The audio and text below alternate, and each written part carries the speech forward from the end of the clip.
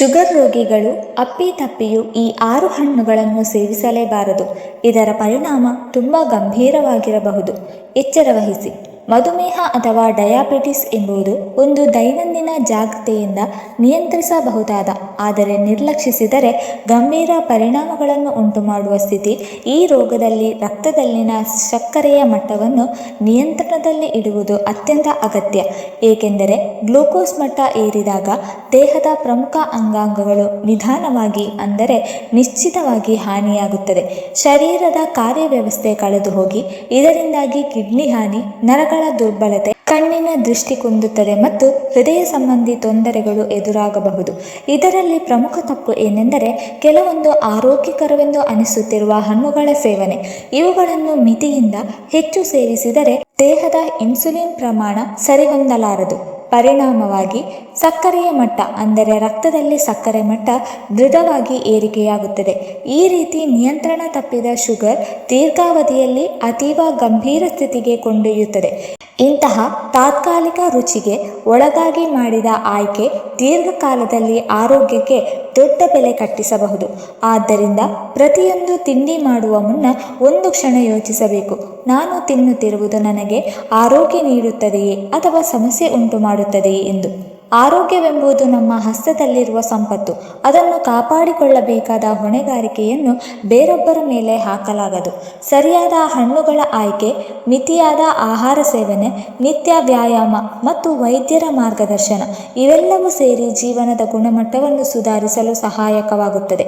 ಹಾಗಾದರೆ ಮಧುಮೇಹ ರೋಗಿಗಳು ಯಾವ 6 ಹಣ್ಣುಗಳನ್ನು ಸೇವಿಸಬಾರದು ಎಂಬುದರ ಬಗ್ಗೆ ಸಂಪೂರ್ಣವಾಗಿ ಈ ವಿಡಿಯೋದಲ್ಲಿ ತಿಳಿಯೋಣ. ಹಣ್ಣುಗಳು ಮತ್ತು ತರಕಾರಿಗಳನ್ನು ತಿನ್ನುವುದು ಹೃದ್ರೋಗ ಮತ್ತು ಕ್ಯಾನ್ಸರ್ ಅಪಾಯವನ್ನು ಕಡಿಮೆ ಮಾಡುತ್ತದೆ. ದೇಹದಲ್ಲಿನ ಜೀವಸತ್ವಗಳು, ಖನಿಜಗಳು ಮತ್ತು ಫೈಬರ್ ಕೊರತೆಯನ್ನು ಪೂರೈಸಲು ಹಣ್ಣುಗಳು ಉತ್ತಮ ಆಯ್ಕೆಯಾಗಿದೆ.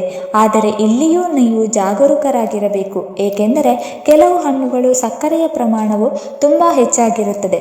ಅಂತಹ ಪರಿಸ್ಥಿತಿಯಲ್ಲಿ ರಕ್ತದಲ್ಲಿನ ಸಕ್ಕರೆಯ ಹೆಚ್ಚಳವನ್ನು ತಪ್ಪಿಸಲು ಮಧುಮೇಹ ರೋಗಿಗಳು ತಮ್ಮ ಹಣ್ಣುಗಳನ್ನು ಬುದ್ಧಿವಂತಿಕೆಯಿಂದ ಆರಿಸಬೇಕು.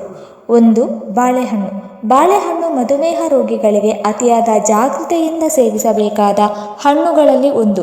ಈ ಹಣ್ಣಿನಲ್ಲಿ ಕಾರ್ಬೋಹೈಡ್ರೇಟ್ ಮತ್ತು ನೈಸರ್ಗಿಕ ಸಕ್ಕರೆ, ಅಂದರೆ ಫ್ರಕ್ಟೋಸ್ ಹಾಗೂ ಗ್ಲೂಕೋಸ್ ಹೆಚ್ಚು ಪ್ರಮಾಣದಲ್ಲಿರುತ್ತದೆ.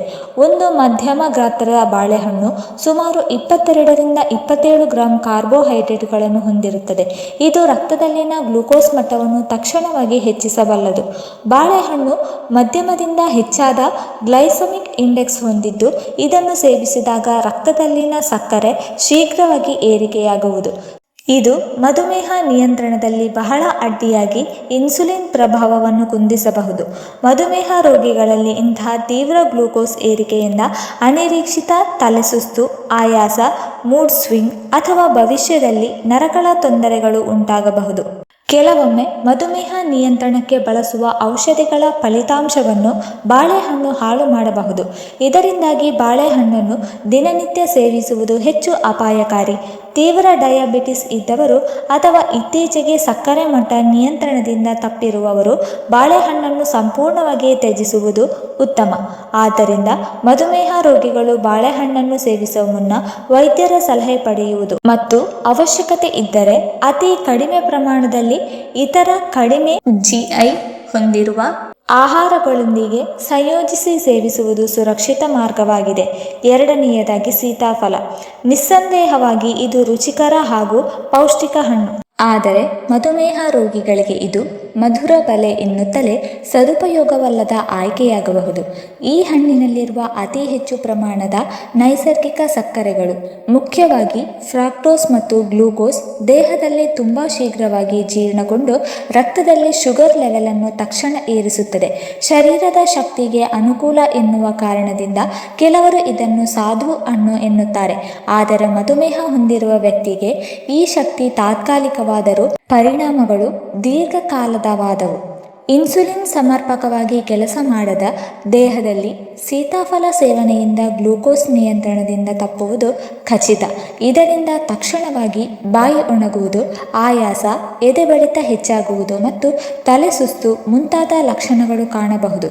ಹೆಚ್ಚು ಅವಲಂಬನೆ ಮಾಡಿದರೆ ಕಿಡ್ನಿ ಸಮಸ್ಯೆಗಳು, ನಸುಬು ತೊಂದರೆ, ಕಣ್ಣಿನ ದೃಷ್ಟಿ ಹಾನಿ ಮತ್ತು ಹೃದಯ ಸಂಬಂಧಿತ ಅಪಾಯಗಳು ಸೊಂಟದ ಹತ್ತಿರ ಬರುತ್ತದೆ.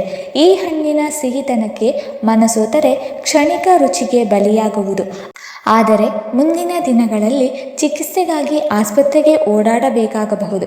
ಆದ್ದರಿಂದ ಮಧುಮೇಹ ರೋಗಿಗಳು ಸೀತಾಫಲ ಸೇವಿಸಲು ಇಚ್ಛಿಸುವಾಗ ವೈದ್ಯರ ಸಲಹೆ ಪಡೆಯುವುದು ಉತ್ತಮ. ಬಹಳ ಕಡಿಮೆ ಪ್ರಮಾಣದಲ್ಲಿ ಸೇವಿಸುವುದು ಅಥವಾ ಸಂಪೂರ್ಣವಾಗಿ ತಪ್ಪಿಸುವುದು ಜಾಣತನದ ನಿರ್ಧಾರವಾಗುತ್ತದೆ. ಆರೋಗ್ಯದ ರಕ್ಷಣೆ ಎಂದರೆ ಊಟದ ಆಯ್ಕೆಗಳ ಬಗ್ಗೆ ಜವಾಬ್ದಾರಿ ಹೊಂದಿರುವುದು. ಸಿಹಿಯ ರುಚಿಯ ಹಿಂದೆ ಅಡಗಿರುವ ಅಪಾಯವನ್ನು ಗುರುತಿಸಿ ಸುರಕ್ಷಿತ ಜೀವನ ಶೈಲಿಗೆ ಹೆಜ್ಜೆ ಹಾಕೋಣ. ಮೂರನೆಯದಾಗಿ ಅನಾನಸ್ ಹಣ್ಣು. ಅನಾನಸ್ ಒಂದು ಸ್ವಾದಿಷ್ಟವಾಗಿದ್ದು ವಿಟಮಿನ್ ಸಿ ಹಾಗೂ ಆಲ್ಕಲೈನ್ಸ್ಗಳಿಂದ ಕೂಡಿದ ಹಣ್ಣು ಆಗಿದ್ದರೂ ಮಧುಮೇಹ ರೋಗಿಗಳಿಗೆ ಇದು ಬಹುಪಾಲು ಅಪಾಯಕಾರಿಯಾಗಿ ಪರಿಣಮಿಸಬಹುದು. ಅನಾನಸ್ನಲ್ಲಿ ನೈಸರ್ಗಿಕ ಸಕ್ಕರೆ ಭಾರೀ ಪ್ರಮಾಣದಲ್ಲಿ ಅಡಗಿದೆ. ಇದಲ್ಲದೆ ಇದರ ಗ್ಲೈಸೆಮಿಕ್ ಇಂಡೆಕ್ಸ್ ಸುಮಾರು 56ರಿಂದ 66ರ ನಡುವೆ ಇರುತ್ತದೆ. ಇದನ್ನು ಮಧ್ಯಮದಿಂದ ಹೆಚ್ಚಿನ GI ಹೊಂದಿರುವ ಹಣ್ಣಾಗಿ ಪರಿಗಣಿಸಲಾಗಿದೆ. ಇದು ತಿನ್ನುತ್ತಿದ್ದಂತೆಯೇ ದೇಹದಲ್ಲಿ ಶೀಘ್ರವಾಗಿ ಜೀರ್ಣಗೊಂಡು ರಕ್ತದ ಸಕ್ಕರೆ ಮಟ್ಟವನ್ನು ತ್ವರಿತವಾಗಿ ಇಳಿಸುತ್ತದೆ. ಇದು ತಿನ್ನುತ್ತಿದ್ದಂತೆಯೇ ದೇಹದಲ್ಲಿ ಶೀಘ್ರವಾಗಿ ಜೀರ್ಣಗೊಂಡು ರಕ್ತದ ಸಕ್ಕರೆ ಮಟ್ಟವನ್ನು ತ್ವರಿತವಾಗಿ ಏರಿಸುತ್ತದೆ. ಮಧುಮೇಹ ಹೊಂದಿರುವವರು ನಿಯಮಿತವಾಗಿ ಅಥವಾ ಅತಿಯಾದ ಪ್ರಮಾಣದಲ್ಲಿ ಅನಾನಸನ್ನು ಸೇವಿಸಿದರೆ ಇನ್ಸುಲಿನ್ನ ಶಕ್ತಿ ಮೀರಿದ ಸಕ್ಕರೆಯ ಪ್ರಮಾಣವನ್ನು ನಿಭಾಯಿಸಲು ಸಾಧ್ಯವಿಲ್ಲ. ಈ ಕಾರಣದಿಂದಾಗಿ ಬ್ಲಡ್ ಶುಗರ್ ಲೆವೆಲ್ ನಿಭಾಯಿಸುವ ಯೋಜನೆ ಸಂಪೂರ್ಣ ಹದಗೆಡಬಹುದು ಹಾಗೂ ದೀರ್ಘಾವಧಿಯಲ್ಲಿ ಕೆಲವೊಂದು ಗಂಭೀರ ಆರೋಗ್ಯ ಸಮಸ್ಯೆಗಳಾದ ನ್ಯೂರೋಪತಿ ಅಂದರೆ ನಾಡಿ ದುರ್ಬಲತೆ, ರೆಟಿನೋಪತಿ ಅಂದರೆ ಕಣ್ಣಿನ ದೃಷ್ಟಿಹಾನಿ, ಕಿಡ್ನಿ ತೊಂದರೆಗಳು ಹಾಗೂ ಹೃದಯದ ಅಪಾಯಗಳು ಎದುರಾಗುವ ಸಾಧ್ಯತೆ ಹೆಚ್ಚು. ಇದನ್ನೆಲ್ಲ ಮನದಟ್ಟಾಗಿ ಅರ್ಥ ಮಾಡಿಕೊಂಡು ಮಧುಮೇಹ ರೋಗಿಗಳು ಅನಾನಸ್ ಸೇವನೆಗೆ ತಾತ್ಕಾಲಿಕ ರುಚಿಯಿಂದ ದೀರ್ಘಕಾಲದ ಆರೋಗ್ಯವನ್ನೇ ಮೊದಲಿಗೆಯಲ್ಲಿ ಇರಿಸಬೇಕು. ಕೆಲವೊಮ್ಮೆ ವೈದ್ಯರ ಸಲಹೆಯೊಂದಿಗೆ ಕಡಿಮೆ ಪ್ರಮಾಣದಲ್ಲಿ ಮಾತ್ರ ಸೇವಿಸಬಹುದಾದರೂ ನಿರ್ಲಕ್ಷ್ಯದಿಂದ ಸೇವನೆ ಮಾಡಿದರೆ ಪರಿಣಾಮ ತುಂಬ ಗಂಭೀರವಾಗಬಹುದು. ಐದನೆಯದಾಗಿ ಮಾವಿನ ಹಣ್ಣು. ಹೆಸರಿಗೇನು ಹಣ್ಣುಗಳ ರಾಜ ಎಂದೇ ಪ್ರಖ್ಯಾತ. ಇದರ ಸಿಹಿತನದ ರುಚಿ ಮತ್ತು ಸುವಾಸನೆ ಬಹುಶಃ ಯಾರನ್ನಾದರೂ ಆಕರ್ಷಿಸದೇ ಇರೋದಿಲ್ಲ. ಆದರೆ ಈ ಸಿಹಿತನವೇ ಮಧುಮೇಹಿಗಳ ಆರೋಗ್ಯಕ್ಕೆ ತೀವ್ರ ಅಕ್ಕರೆಯ ವಿಷವಾಗುತ್ತದೆ. ಮಾವಿನ ಹಣ್ಣಿನಲ್ಲಿ ಅಡಗಿರುವ ನೈಸರ್ಗಿಕ ಸಕ್ಕರೆಗಳು, ವಿಶೇಷವಾಗಿ ಫ್ರಕ್ಟೋಸ್ ಮತ್ತು ಸುಕ್ರೋಸ್, ಇವು ದೇಹಕ್ಕೆ ತಕ್ಷಣ ಶಕ್ತಿ ನೀಡಿದ್ರೂ ಗ್ಲೂಕೋಸ್ ಮಟ್ಟವನ್ನು ವೇಗವಾಗಿ ಹೆಚ್ಚಿಸುತ್ತದೆ. ಒಂದು ಮಾವು ಹಣ್ಣಿನಲ್ಲಿ ಅಂದಾಜು 45ರಿಂದ 50 ಗ್ರಾಂ ಕಾರ್ಬೋಹೈಡ್ರೇಟ್ ಇರುತ್ತದೆ. ಇದು ಮಧುಮೇಹ ಹೊಂದಿರುವ ವ್ಯಕ್ತಿಗೆ ಸಕ್ಕರೆ ನಿಯಂತ್ರಣದಿಂದ ಜಾರಿ ಹೋಗಲು ಸಾಕು. ಇಂತಹ ಏರಿಕೆಯಿಂದಾಗಿ ಶರೀರದಲ್ಲಿ ಇನ್ಸುಲಿನ್ ತನ್ನ ಕಾರ್ಯಕ್ಷಮತೆಯನ್ನು ತಲುಪದೇ ಹೋಗುತ್ತದೆ. ಇದರ ಪರಿಣಾಮ ತೀವ್ರ ದಣಿವು, ಬಾಯಿ ಒಣಗುವುದು, ಹೆಚ್ಚಿದ ಮೂತ್ರ ಪ್ರಮಾಣ, ತಲೆ ಸುಸ್ತು ಇತ್ಯಾದಿ ಕ್ಷಣದ ತೊಂದರೆಗಳು ಮಾತ್ರವಲ್ಲ, ದೀರ್ಘಾವಧಿಯಲ್ಲಿ ಕಿಡ್ನಿ ವೈಫಲ್ಯ, ನರ್ವ್ ಡ್ಯಾಮೇಜ್, ದೃಷ್ಟಿ ಕುಂದುವುದು, ಹೃದಯದ ತೊಂದರೆಗಳು ಕೂಡ ಉದ್ಭವಿಸಬಹುದು. ಹೆಚ್ಚಾಗಿ ಮಾವಿನ ಹಣ್ಣು ತಿನ್ನುವಾಗ ನಮಗೆ ಇದು ನೈಸರ್ಗಿಕ ಹಣ್ಣು, ಏನು ಸಮಸ್ಯೆ ಎಂಬ ಭ್ರಮೆ ಇರುತ್ತದೆ. ಆದರೆ ನೈಸರ್ಗಿಕವೆಂದುಕೊಂಡು ನಿಯಂತ್ರಣವಿಲ್ಲದೆ ಸೇವಿಸಿದರೆ ಅದು ಸಮಸ್ಯೆಯ ಮೂಲವಾಗಬಹುದು. ಮಧುಮೇಹ ರೋಗಿಗಳು ಮಾವು ಹಣ್ಣು ಸೇವಿಸುವ ಮುನ್ನ ಒಂದು ಬಾರಿ ತಜ್ಞರ ಸಲಹೆ ಪಡೆಯುವುದು ಉತ್ತಮ. ಕಡಿಮೆ ಪ್ರಮಾಣದಲ್ಲಿ ನಿಯಮಿತ ಸಮಯದಲ್ಲಿ ಸೇವಿಸುವುದು ಒಂದಷ್ಟು ಸುರಕ್ಷಿತವಾದ ಮಾರ್ಗವಾಗಬಹುದು. ಆರೋಗ್ಯವೇ ಅಸಲಿ ಆಸ್ತಿ. ತಾತ್ಕಾಲಿಕ ಸಿಹಿತನಕ್ಕಿಂತ ದೀರ್ಘಕಾಲದ ಆರೋಗ್ಯದ ಮೆಲುಕು ಉತ್ತಮ. ಏಕೆಂದರೆ ರುಚಿ ಕೆಲವು ನಿಮಿಷಗಳಿರಬಹುದು, ಆದರೆ ಪರಿಣಾಮ ವರ್ಷಗಳವರೆಗೆ ಬದುಕನ್ನು ಪ್ರಭಾವಿಸಬಲ್ಲದು. ಆರನೆಯದಾಗಿ ದ್ರಾಕ್ಷಿ. ಸಣ್ಣದಾದರೂ ಸಿಹಿಯಾದ, ಮನಸ್ಸಿಗೆ ತಕ್ಷಣ ಖುಷಿ ನೀಡುವ ಹಣ್ಣು. ಆದರೆ ಈ ಸಿಹಿತನದ ಒಳಗಿನ ಗಂಭೀರ ಸತ್ಯವನ್ನು ಮಧುಮೇಹ ರೋಗಿಗಳು ಗಮನಿಸಬೇಕು. ದ್ರಾಕ್ಷಿಯಲ್ಲಿರುವ ನೈಸರ್ಗಿಕ ಸಕ್ಕರೆ, ವಿಶೇಷವಾಗಿ ಫ್ರಕ್ಟೋಸ್, ತ್ವರಿತವಾಗಿ ಜೀರ್ಣಗೊಂಡು ರಕ್ತದಲ್ಲಿ ಸಕ್ಕರೆ ಪ್ರಮಾಣವನ್ನು ಬೇಗನೆ ಹೆಚ್ಚಿಸುತ್ತದೆ. ಒಂದು ಹಿಡಿ ದ್ರಾಕ್ಷಿಯೂ ಸಾಕು, ರಕ್ತದ ಗ್ಲೂಕೋಸ್ ಲೆವೆಲ್ ತಕ್ಷಣ ಜಿಗಿತಗೊಳ್ಳಬಹುದು. ಏಕೆಂದರೆ ಇದರ ಗ್ಲೈಸಮಿಕ್ ಲೋಡ್ ಸಾಕಷ್ಟು ಹೆಚ್ಚು. ಇಂತಹ ಶೀಘ್ರ ಸಕ್ಕರೆಯ ಏರಿಕೆ ದೇಹದ ಇನ್ಸುಲಿನ್ ತಯಾರಿಕೆಯನ್ನು ಒತ್ತಡಕ್ಕೆ ಒಳಪಡಿಸುತ್ತದೆ. ಈ ಒತ್ತಡ ನಿರಂತರವಾಗಿ ಮುಂದುವರೆದರೆ ದೇಹ ಇನ್ಸುಲಿನ್ಗೆ ಸಹಜವಾಗಿ ಪ್ರತಿಕ್ರಿಯೆ ನೀಡುವುದಿಲ್ಲ. ಇದನ್ನು ಇನ್ಸುಲಿನ್ ಪ್ರತಿರೋಧ ಎಂದು ಕರೆಯಲಾಗುತ್ತದೆ. ಇದು ಮಧುಮೇಹವನ್ನು ನಿಭಾಯಿಸಲು ಅತಿ ಕಠಿಣ ಪರಿಸ್ಥಿತಿಯನ್ನು ಉಂಟುಮಾಡಬಹುದು.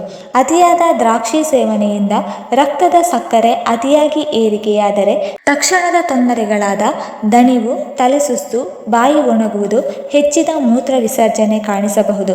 ಇದಲ್ಲದೆ ದೀರ್ಘಕಾಲದಲ್ಲಿ ಕಿಡ್ನಿ ಹಾನಿ, ದೃಷ್ಟಿ ಸಮಸ್ಯೆ, ನರ್ವ್ ಡ್ಯಾಮೇಜ್ ಮತ್ತು ಹೃದಯ ಸಮಸ್ಯೆಗಳಿಗೆ ಕಾರಣವಾಗಬಹುದು. ಹೀಗಾಗಿ ದ್ರಾಕ್ಷಿಯ ಸಿಹಿತನಕ್ಕೆ ಮರುಳಾಗದೆ ಮಧುಮೇಹಿ ರೋಗಿಗಳು ಇದರ ಸೇವನೆಗೆ ತುಂಬ ಎಚ್ಚರಿಕೆ ವಹಿಸಬೇಕು. ಸೇವಿಸಬೇಕೆಂದರೆ ಡಾಕ್ಟರ್ನ ಸಲಹೆಯಂತೆ ಕಡಿಮೆ ಪ್ರಮಾಣದಲ್ಲಿ ಮಾತ್ರ ಸೇವಿಸುವುದು ಸೂಕ್ತ. ತಾತ್ಕಾಲಿಕ ರುಚಿಯಿಂದ ದೀರ್ಘಕಾಲದ ಆರೋಗ್ಯ ಮುಖ್ಯ. ಆರೋಗ್ಯಪೂರ್ಣ ಬದುಕಿಗೆ ಜಾಣತನದ ಆಯ್ಕೆ ಅಗತ್ಯ. ವೀಕ್ಷಕರೇ, ಈ ಮಾಹಿತಿ ನಿಮಗೆ ಇಷ್ಟವಾಗಿದ್ದರೆ ದಯವಿಟ್ಟು ಲೈಕ್ ಮಾಡಿ, ಶೇರ್ ಮಾಡಿ ಮತ್ತು ಕಮೆಂಟ್ ಮಾಡಿ.